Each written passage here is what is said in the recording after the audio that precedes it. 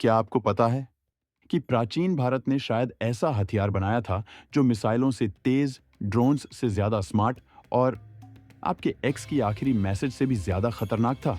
एक ऐसा हथियार जो सिर्फ टारगेट को ढूंढ ही नहीं लेता था, बल्कि उसे आयामों के पार भी पीछा करता था। समय को चीरता हुआ उसे खत्म करता और फिर डिनर से पहले वापस लौट आता था। साइंस फिक्शन लग रहा है?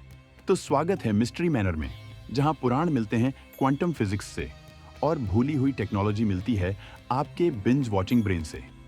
आज का रहस्य: सुदर्शन चक्र, भगवान विष्णु का घूर्णन करने वाला ब्रह्मास्त्र और शायद प्राचीन दुनिया का सबसे घातक WMD।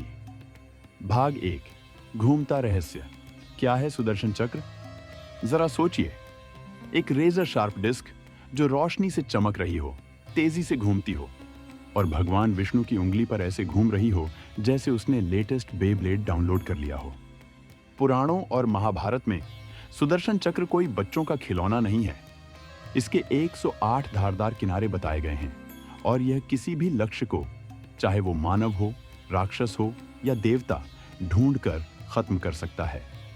और हां, ये फेंका नहीं जाता, ये सोच से चलाया जाता है। सोच से चलने वाला हथियार? हां, सोचिए, अगर आपके एयरपॉड्स को सिर्फ सोच के जरिए चलाया जा सकता और गुस्से में किसी का सिर भी उड़ा सकते। भाग 2, क्या यह सच में था या सिर्फ दिव्य PR? अब असली सवाल: क्या सुदर्शन चक्र वाकई एक अस्त्र था या फिर सिर्फ एक शक्तिशाली प्रतीक? कुछ विद्वान मानते हैं कि यह हमारे मन की शक्ति का प्रतीक है जो अज्ञानता को काट सकता है। पर दूसरे लोग क्या कहते हैं? ये कोई एलियन टेक्नोलॉजी थी या फिर वेदों की नैनोटेक जो आज की साइंस से भी बहुत आगे थी। तो आप ही बताइए, क्या हमारे पूर्वजों के पास ऐसी टेक थी जिसे आज भी हम समझ नहीं पाते, या फिर उनकी कल्पना बस बहुत ज्यादा शानदार थी? भाग 3, इसके फीचर्स, क्योंकि ये कोई सामान्य स्पिनर नहीं था। अगर त्रेता युग में अमेज़न होता तो सुदर्शन चक्र का लिस्टिंग कुछ यूं होता: प्रोडक्ट नाम सुदर्शन चक्र, कंट्रोल सोच से, बैटरी की जरूरत नहीं, लक्ष्य प्रणाली दिव्य GPS, स्पीड विचार की गति, पकड़ो अगर पकड़ सको, इलॉन रिटर्न पॉलिसी, हमेशा वापस आएगा। अब तुलना करें: मिसाइल, फ्यूल चाहिए; ड्रोन, ऑपरेटर चाहिए; बूमरैंग, चलो ठीक है, क्यूट है। पर ये शिशुपाल का सिर काट दिया रॉयल फंक्शन में, लाइव ऑडियंस के सामने, और किसी को जरा सी भी लेग नहीं हुई।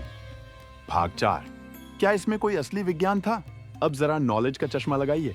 क्या एक घूमने वाला डिस्क सच में इतना शक्तिशाली हो सकता है? हाँ, अगर वो मैक 10 की स्पीड से घूमे, सेंट्रीफ्यूगल फोर्स से डैमेज बढ़ाए, पॉइंट नेविगेशन से लैस हो और हो सकता है क्वांटम एंटेंगलमेंट या ग्रेविटी को ट्यून करे। मतलब अगर आयरन मैन, निकोला टेस्ला और भगवान विष्णु एक साथ मीटिंग करें तो शायद यही निकलेगा। अलेक्सा, उस राक्षस का सिर काट दो। आदेश स्वीकार किया। फिक्शन हो सकता है, पर जबरदस्त 100%। भाग 5, ग्रहण, कटे सिर और समय को फ्रीज करने की ताकत। अब आते हैं असली मसाले पर।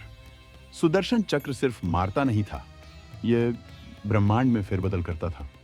महाभारत के युद्ध में सूर्य ग्रहण करवा दिया, राहु और केतु के सिर काट दिए, एक बार तो समय ही रोक दिया युद्ध रोकने के लिए। Time freeze?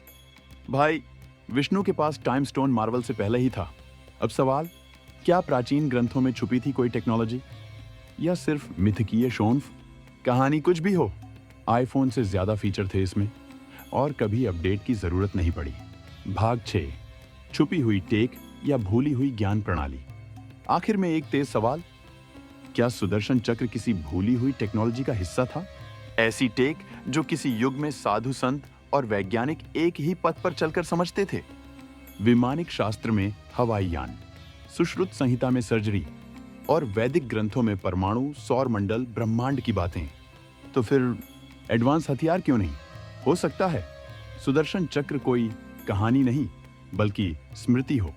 एक ऐसा युग जहां इंसान बहुत ज्यादा उन्नत था, बस हम भूल गए।